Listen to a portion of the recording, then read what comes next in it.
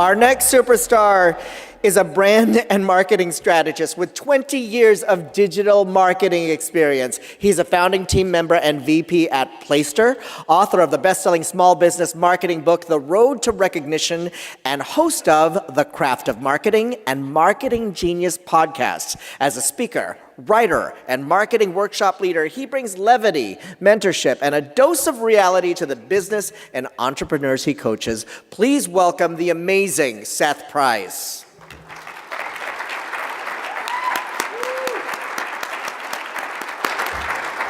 Thank you.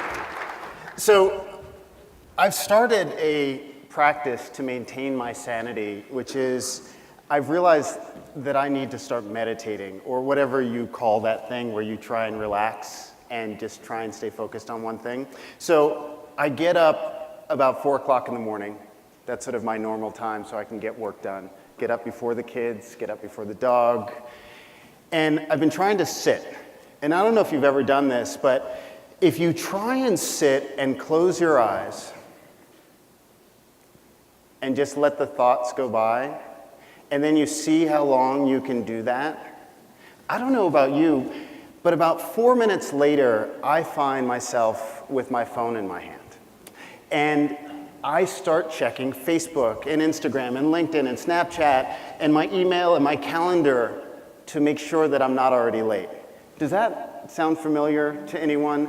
And I'm pretty sure that I have a problem of some sort, but I'm not the only one. Like, I was traveling in Europe this summer, and I came across signs where people are not supposed to cross the street, where it's actually illegal to cross the street looking at your phone because you might get run over. We are living in a day and age where, so I have some children, and they are on their phones when we give them to them. So we have some pretty strict rules, but the numbers are basically the average kid under 9 is spending 4 hours a day in front of a device. Those are our future customers. They are spending 4 hours a day being entertained by train wrecks of some sort, people wrecks of some sort. We've gotten to the point where our attention spans are shrinking. And if you think about in 2000, the attention span of a human was 12 seconds. Meaning, think about 12 seconds where you can focus on one dot or one thought for 12 seconds. And now we fast forward to 2015 and it's 8 seconds. That's 2 seconds slower than a goldfish. So we are learning how not to pay attention. And the reason that this is making me a little nervous is that I'm in the business of convincing people to buy stuff, right? We're all in the business of trying to figure out how do we stay in front of our customers so they choose us, right? When they're ready to buy and sell, they choose us to work with.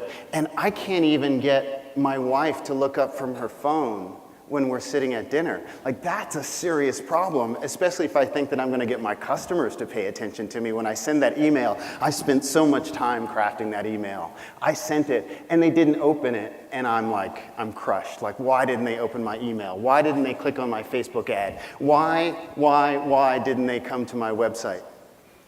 If we go back to not that long ago, so we say 10 years was the iPhone, not long ago at that point, the buyer's journey was pretty straightforward. If someone told you that they were looking to buy or sell a house, for the most part, if you just sort of gently stayed in touch with them, they would work with you, for the most part. If we flash forward to a study that is done by a dear friend of mine, Lori Wisdow from Forrester Research, this is the buyer's journey today.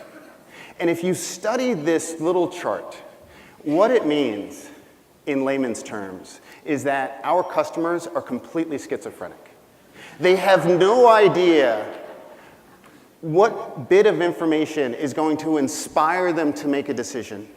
There is no straight line for them to make that decision. They may read the best guide. They may spend 2 hours with you in the car looking at houses and just love you because you grew up in the same town. And then some random person will give them a piece of information and they're like dogs to a bone, just drifting away. And that is the challenge of marketers today. I was a realtor for about 5 years. And what I realized, I had a career, so this was a side career. I realized that I'm not exceptionally good at sitting in the car with folks touring houses. That's just not my thing. Like, if I don't like someone, I'm like, I don't know how to turn it on good enough. But what I found is that I'm exceptionally good at marketing. And the marketing that allows us to stay in touch with people when they are not ready to buy or sell. Think about that. When they are not ready to buy or sell, which is 99.9% of the time of their life. They're not ready to buy or sell. It's only that moment in time that they are ready to do the transaction that we become valuable to them. So given the landscape where we're dealing with a sea of schizophrenic potential customers, a sea of a sphere that may or may not remember who we are and what we do, how do we start?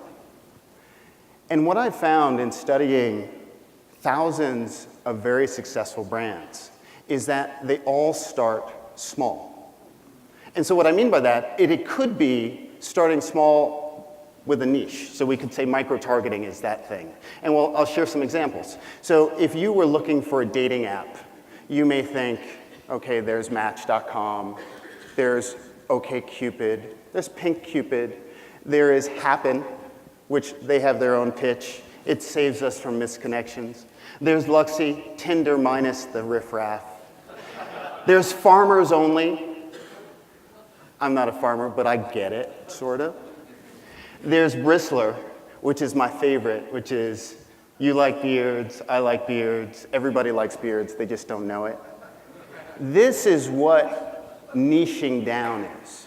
And in our space, in real estate, there's a few ways that we do that. One, we niche down to our sphere, as the previous speaker was talking about, which is, hey, you know a few people that you've done transactions with, and it's pretty easy to identify them. They've given you information, they've written a check, signed on the P&S.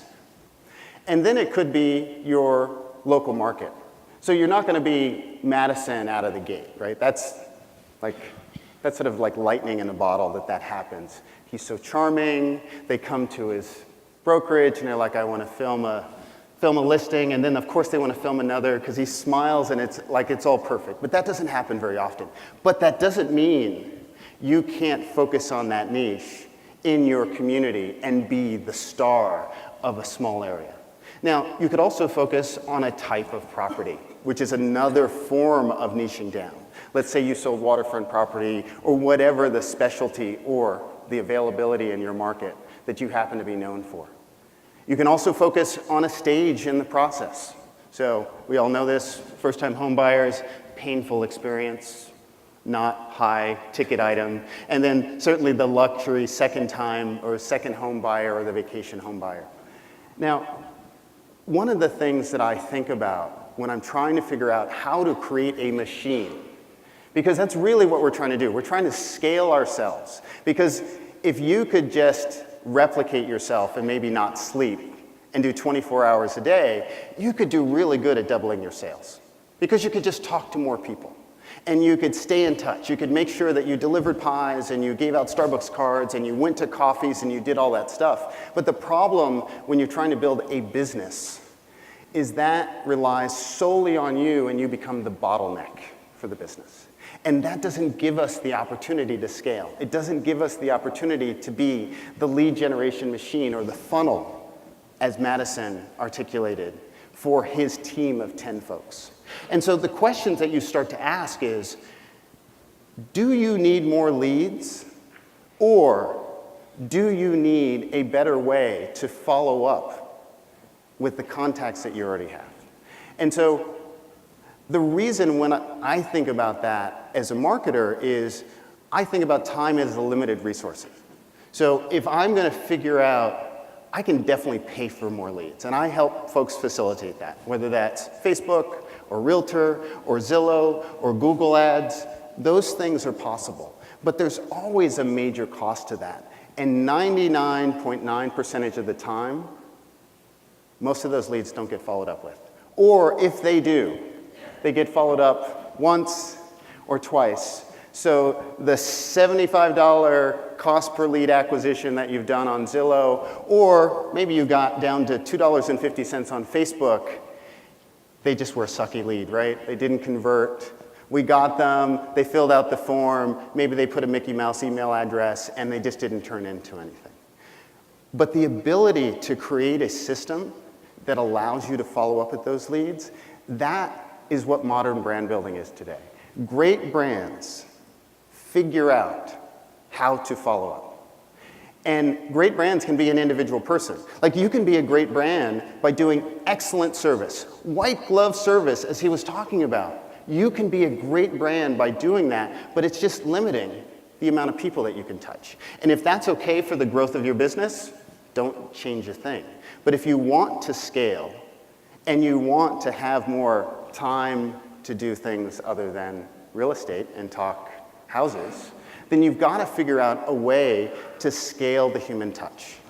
And that's what branding is all about. It's figuring out how to add value to other people's lives so you improve their life, you improve their health, you make things easier for them, and you give them satisfaction in some way, shape, or form that they remember you, or you, if they met you. Because that one-time interaction is not going to be enough, right? You can charm the pants off of someone when you meet them. I don't literally mean that. But you can charm someone when you meet them, and it's great. But literally 48 hours later, they will have forgotten your name. They will have misplaced your card. I do it all the time. I'll collect a card. I intend to get back to people. And then I don't know where I put the card. I don't know their last name. I can't remember the company that they worked for. And maybe if I'm feeling really motivated, I might go on LinkedIn, Facebook, or whatever and try and hunt them down. But if I get distracted by a butterfly, like, that's going to go out the window. And so when I think about the database conversation that happened earlier, that is the small data that we have the opportunity in our industry to mine in such an amazing way. So we hear all this talk about big data. Big data is going to transform real estate. It's going to put realtors out of business. I think that's BS. Because the information that you can collect in your personal interactions with the people that you meet and the people in your sphere, augmented by the information that's available on Facebook or LinkedIn or your lookalike audiences, gives you power that no technology will ever have. The power to know on an intimate level the families of an individual and what's important to them by asking some very simple questions. Questions that you ask on a regular basis when you're in the car with them. Like, you ask about, maybe you don't talk about politics, but you might talk about their family, where they live, do they have a spouse, boyfriend, girlfriend, when did they meet, where did they grow up, what college did they go to, all of those bits of information that give you a connection. Because if we go to the know, like, and trust part, that's the stuff that makes the difference. That's the stuff that allows me to choose one person over another, even though it might be more expensive. To choose one person over another, even if I might have someone right in front of me, because those are hard decisions to make. Without this type of branding, that's not you face to face, you're 2 clicks away from obscurity. And it's not just you, it's every business in the world today. Everything that you can manufacture can be manufactured overseas cheaper. It just can. Every service that you can do, there is going to be someone else who's going to offer that service cheaper, quicker, and they're going to promise that it's better. We don't know if that's the case. And so our ability to amplify what we do and create connection at scale is to build a brand that people can relate to, that people feel like they can trust, and that is in touch with them on a regular basis, whether that be physically, on the phone, through SMS, through social, through email, or through content. And that is modern brand building. It's not just a logo or a card or a nice header on your website. Like, those things are all well and good, but I've never actually purchased something just because of that. It's additive. It's helpful, right? Got a nice website, people sort of think that you might know what you're doing. You have a nice business card, they might think you're not cheap. Like, you drive a nice car, like Madison indicated, they might think that you are super wealthy. You may not be. We don't know. Those are indicators or touch points along that consumer journey. Now, when I wrote my book, it's called The Road to Recognition, one of the things that I struggled with is that there are lots of shortcuts to branding, right? We see it all the time in markets. Someone will come in, they'll spend a ton of ad dollars. Or someone will come in and they will just be everywhere all the time, and I'm just tired, I don't want to do that anymore, right? Someone can take a shortcut. But the thing that is so scarce today, and will continue to be scarce, is the ability to count on something. Because we have access to every bit of information. Like, that's not the question.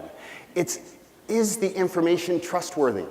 When I read the news, I now don't know whether I can trust it.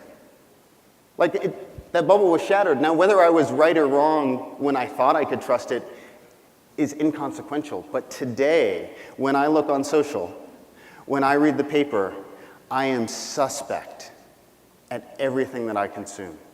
And our consumers are the same way. We are feeling that same thing, which is we don't know what to trust. And your job as a great brand is to be that anchor. I grew up in a pretty working class family, and my grandfather had a hardware store. And so, like in any community, you have pillars within the community.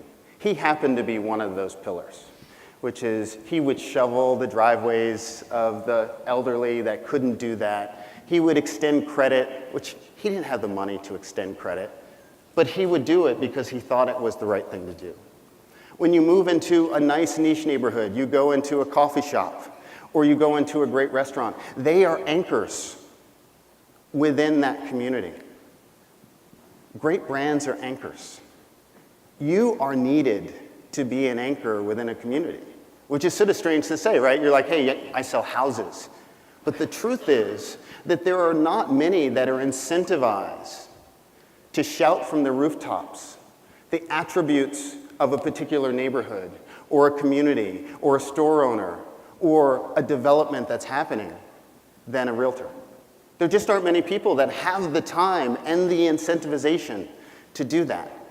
And that is what anchors a community. When you move to a new place, you rely on the person that's telling you where to go and what schools to go to and how you should think about, developing your life in that community. And that's what your job is. That's the brand, the authentic brand. So I have this amazing dog. Anyone here a pet owner? Oh, yeah. So for those that are not pet owners, I hope you have love like this. I love my dog. My dog, without question, no matter how shitty I can be, is nice to me. No matter how bad my mood is, she's just loving. Go to the door, she brings a shoe, because that's her peace offering, wags her tail, lets me pet her, and I just feel better. Now, when we are walking down the streets in my town, I live in Providence, Rhode Island, she knows exactly the stores she wants to go to. And those are the stores that have figured out that they just need to give them treats. I go to a coffee shop that I do not love the coffee from because my dog gets a treat at the coffee shop. That is modern brand building. We see it all the time. We see it in our devices. The only reason Apple releases 5 phones when they release a phone is for different segments, but so they can give us dog treats, so they can give us something that gives us that endorphin rush that makes us feel good. So the question is, how do we create that fairy dust of brand in our world? And there's a few ways that you already do it, right? You're really good at meeting people. You're really good at talking to people. Maybe you have a website. Maybe you even create some content. Maybe you do events. Like, that's all fairy dust, right? That's touching people and providing value when they don't necessarily need that value. But there are ways to do that that's ordinary.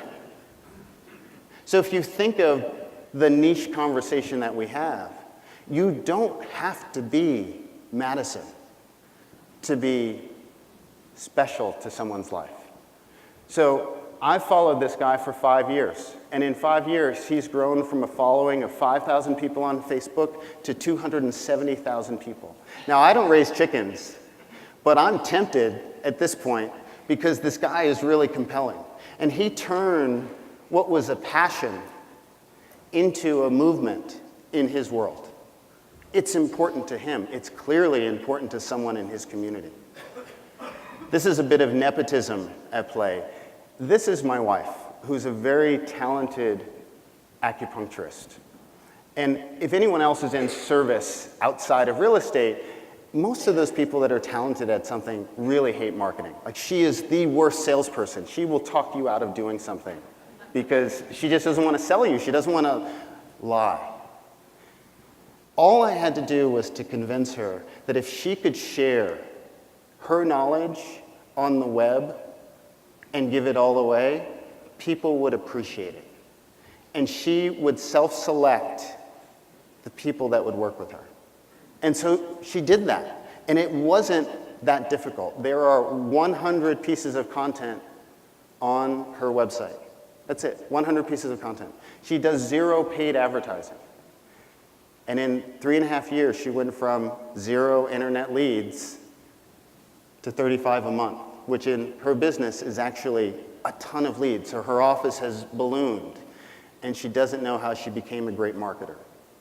But that's the fairy dust. That's the sharing of what you do well in a way that's useful and accessible to people when they're not around. So this is one of Madison's competitors. What I love about Ben, and why I didn't put Madison up here, is that he was telling his story, so how could I talk about him? What I love about Ben is he's made his niche as a door-knocking guy in LA. So if any of you know him, he's done an excellent job of combining 2 things, old school and new school.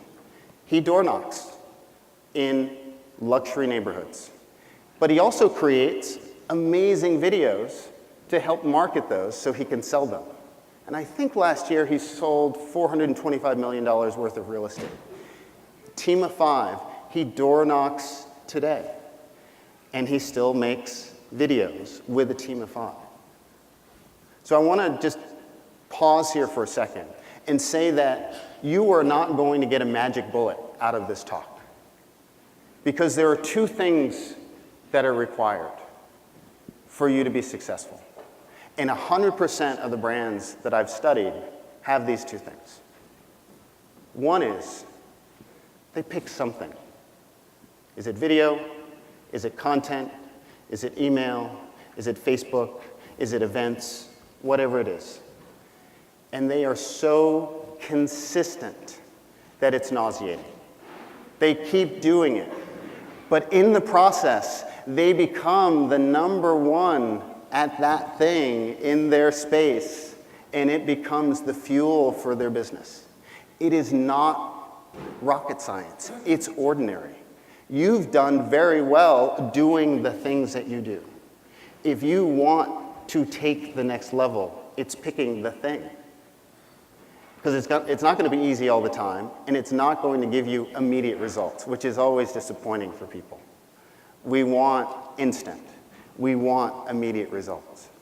So those of you, I think the Team Diva speak here, Shavi Home and Kim Kolapreet, did they speak here last year or the year before? If you don't know them, you should study what they've done. They have built a community within their Seattle market, and when they started, they weren't quite sure where they were going to hang their affiliation and their passion and their love for each other. They're a married couple on their sleeve and sort of tell the world about it. And then they decided, WTF, right? Why not? And what they've done is they've embraced the LGBT community by holding events on a regular basis, monthly, by creating content, by supporting causes whether they be political or just social justice causes within their community that support what they believe in. And they are so steadfast that they have testified at congressional hearings about the support of underserved individuals, youth mostly, in their community. This is super powerful, and the reason that I say it's powerful is this transcends marketing. This transcends branding. They are now known in that community, and it has tripled their business in the last 3 years. That's an unintended consequence. They didn't start by saying, hey, if we're going to just say, we're going to come out publicly and say this is us, that's going to increase our business. They just felt more comfortable doing it. It's super powerful, because if you're not aligned with your branding, guess what? The customer knows, and you just hate it, right? I don't know if you've ever hired a consultant and they did like a brand makeover. It generally doesn't work out, because unless you feel 100% passionate about that thing that they are articulating for you, you're just not going to be behind it. You're not going to support it. So great brands do one thing really well with all of the activities, and that is figure out how to help. And so we've talked about that in many different ways. Now, one of the things that has been a challenge for us is we need sales, right? We need folks that are, ready buyers and sellers. And we have this whole world of folks that aren't ready to buy and sell. And the way to ignite those people is to figure out how to help them without you physically having to do it all the time. Now, sometimes you physically have to be there, but you have to figure out how to scale that. And so I'm going to talk about some examples of that. I'm going to focus on content. And just so you understand what content is anything that can be read, viewed, or listened to. And in content marketing, it's with the purpose of providing value to a targeted audience to create a long-term business result. That's what content marketing is. This particular example is out of Denver, so that makes sense. The reason it came about is in this particular brokerage, which she's asked not to share her name, which is sort of strange,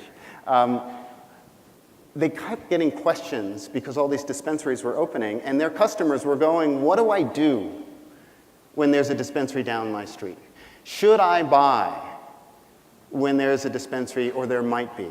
Is this going to impact the school quality? Is this going to impact crime? Is this going to impact the value of my house? And you can't answer that question, right? Because you don't know, for one, but two, it's probably illegal for you to attempt to answer that question.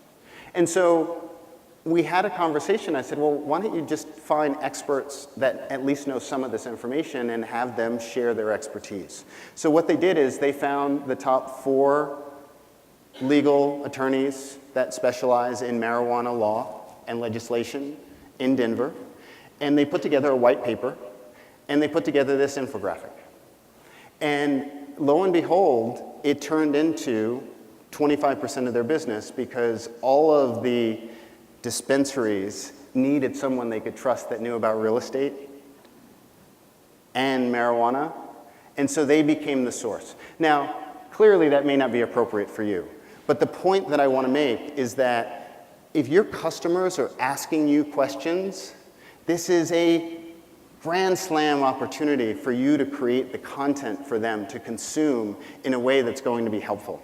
So I'll share, this is the stuff that we all took for granted. This list of, hey, if they ask, you answer. If this is not somewhere accessible, either via your website or the emails that you send out when someone calls in or you spend time with them, or physical printed materials that you create, you're missing an opportunity, because I know the answers exist in your head, right? You know this stuff, probably better than most.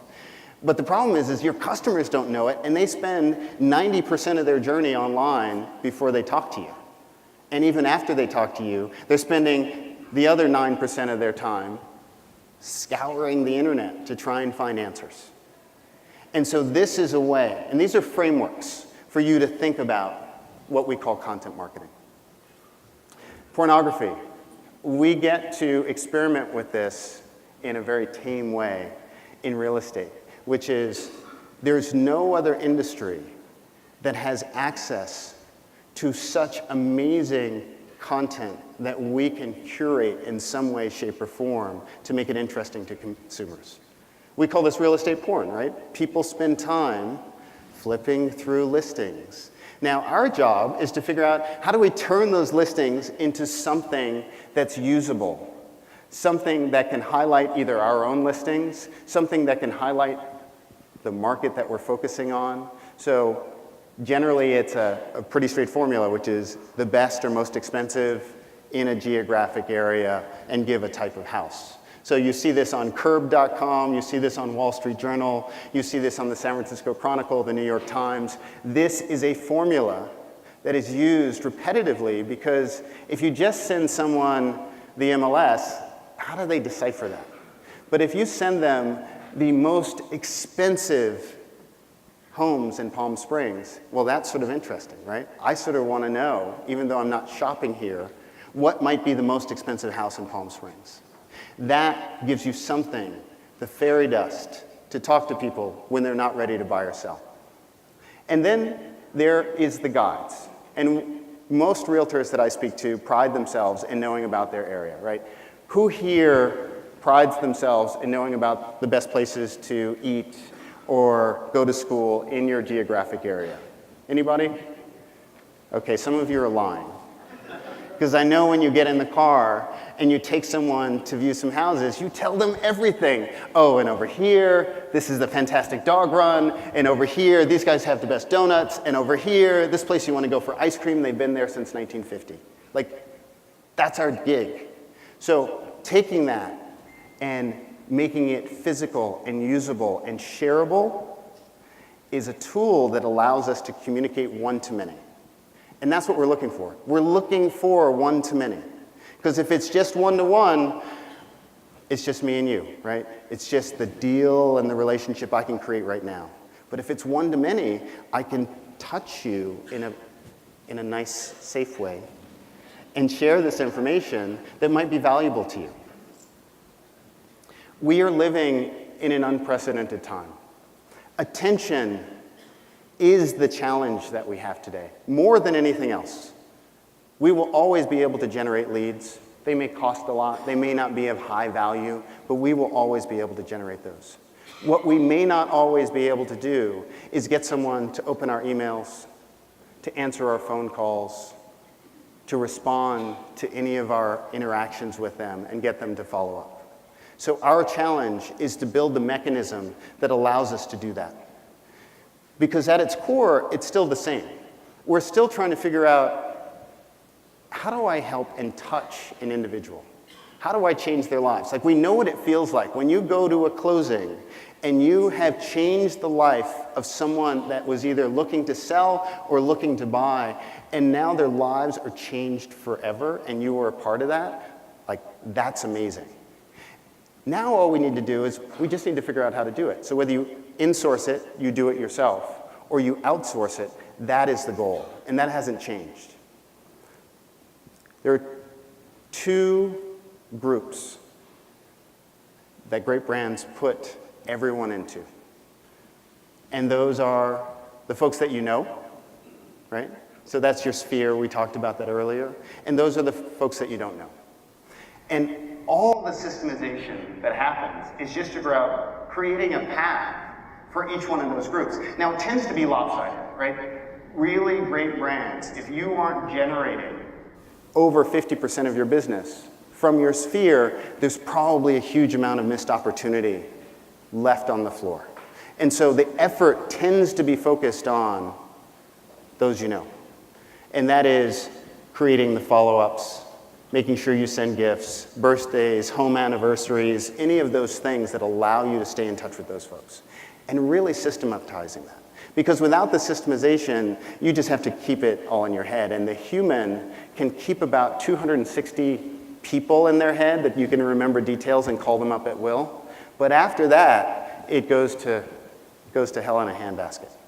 Now then, those that you don't know, all you need to do is figure out where are those people coming? So if you're paying for lead generation, that's pretty straightforward.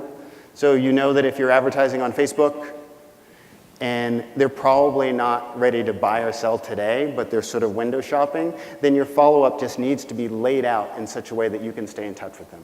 You need to respond, unfortunately, within 3 to 5 seconds.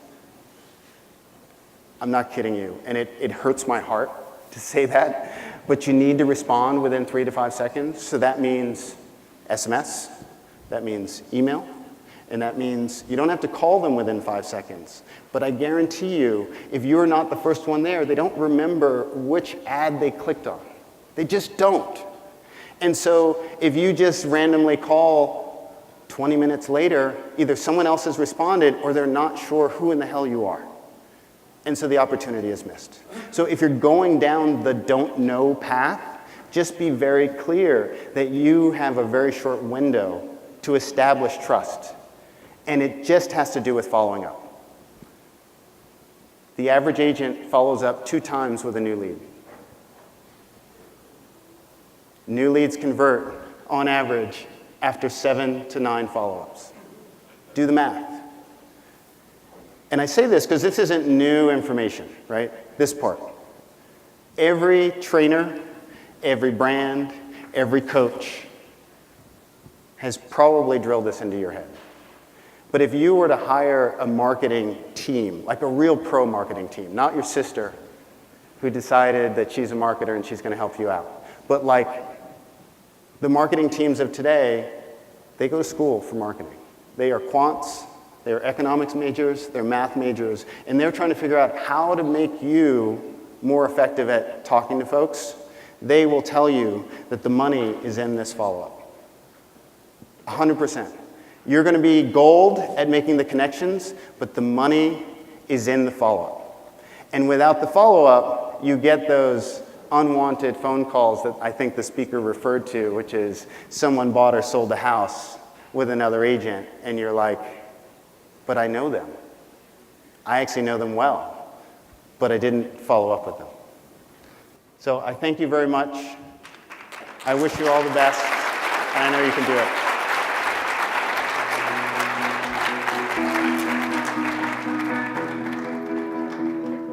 Seth Price, give him another round of applause. That was great. Hung on every word. Is there really a farmer dating app? Did that stick out to anybody? I want to date a farmer. I want to live my Green Acres fantasy.